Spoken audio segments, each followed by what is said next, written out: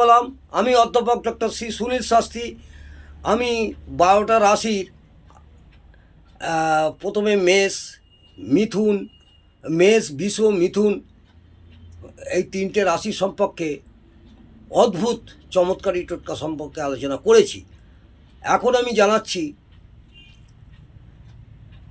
কর্কট রাশি সম্পর্কে। কর্কট রাশির অদ্ভুত চমৎকারী টোটকা। এই টোটকাটি আপনারা পালন করলে সারা জীবন সুখ শান্তি সমৃদ্ধি বজায় থাকবে। প্রথমেই বলবো, আপনারা যদি নদী বা গঙ্গাতে পারাপার করেন, সেই সময় যদি আপনাদের একটি তামার পয়সা থাকে, সেই তামার পয়সাটি নদী বা গঙ্গাতে বিসর্জন করবেন।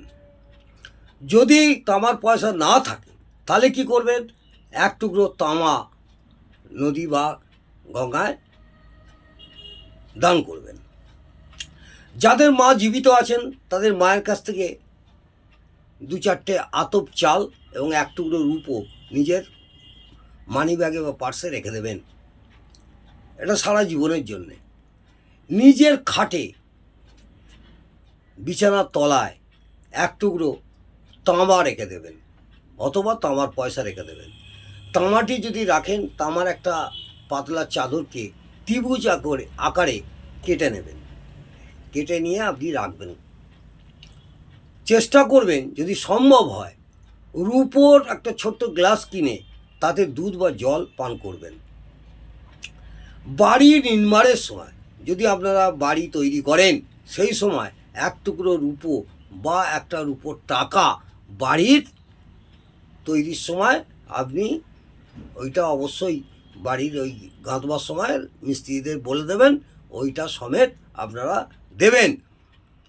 এছাড়া চাল, দুধ বা রূপো নিজের মেয়ের মতন ভেবে কোনো মন্দিরে অথবা আশেপাশে গরিব মেয়েদের দান করবেন।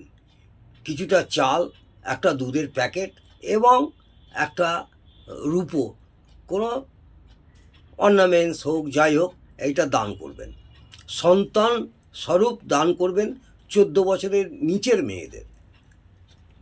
এছাড়া দান করবেন গম, গুড়, তামার একটা প্লেট অথবা তামার গ্লাস অথবা তামার ঘটি, গম, গুড় এবং তামার ঘটি, গ্লাস বা তামার প্লেট, যা আপনার সামর্থ্য পর্যন্ত কোনো মন্দিরে গরিবকে দান করবেন। বাড়িতে চণ্ডীপাঠ করবেন, অন্তত বছরে একবার চণ্ডীপাঠ করাবেন। এবং যে কোনো কন্যা দান করবেন, নিজের কন্যাই হোক আর পাড়া প্রতিবেশীরই কন্যা হোক, কন্যা দান করবেন। যে কোনো সাদা রঙের জিনিসের ব্যবসা করবেন না, যেমন দুধের ব্যবসা করবেন না। মায়ের কথা শুনে কাজ করবেন। মা যদি জীবিত থাকেন মায়ের পরামর্শ নেবেন, মায়ের অনুমতি নিয়ে যে কোনো শুভ কাজে আপনারা করতে পারেন।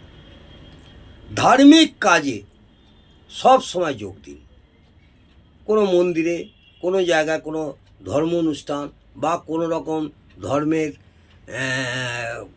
কথাবার্তা চলছে, সেই সব কাজে আপনারা যোগ দিতে পারেন, তাতে আপনাদের ভালোই হবে।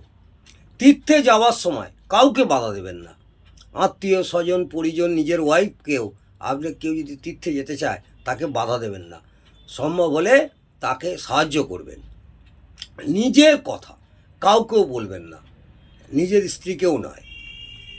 নিজের কিছু কথা, গোপনীয় কথা কাউকে বলবেন না, শেয়ার করবেন না। বাড়িতে খরগোশ পুষবেন না। আর যদি অবিবাহিত আপনারা হয়ে থাকেন তাহলে 27 বছরের আগে বিবাহ করবেন না।